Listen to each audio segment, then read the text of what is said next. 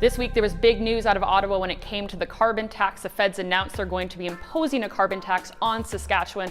Obviously, Premier Scott Moe is none too pleased by that news. That's not entirely surprising.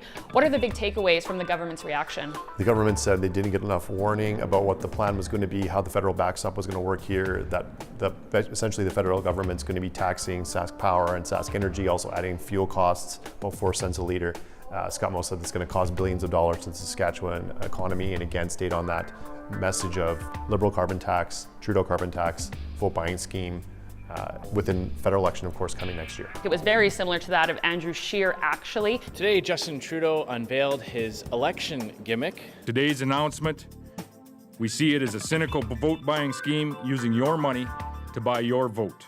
And of course, this week, another session got underway here at the legislature, and the carbon tax, we can bet, is going to come up as a piece of fodder. If the member opposite is truly interested in supporting teachers in the classroom, Mr. Speaker, she should talk about the carbon tax. But the carbon tax wasn't the only issue that came up this week. The GTH was also in the headlines. That certainly isn't going away for this government anytime soon.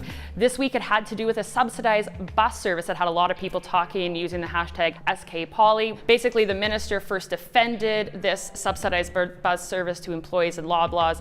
Then they said it was under review, and now the minister came out and apologized for it. That's right. It was the first question period of the session. It was one of the questions that came up from the NDP. There was a lot of reaction on social media to this topic, and the minister essentially said, after defending the subsidy, saying we're not going to subsidize public transit, we didn't with STC, we won't do this with a private company out at Loblaws, and that he still wants to see the bus service work, but he doesn't want the taxpayers to pay for it. So that's one change just one day into the session that we saw from this government.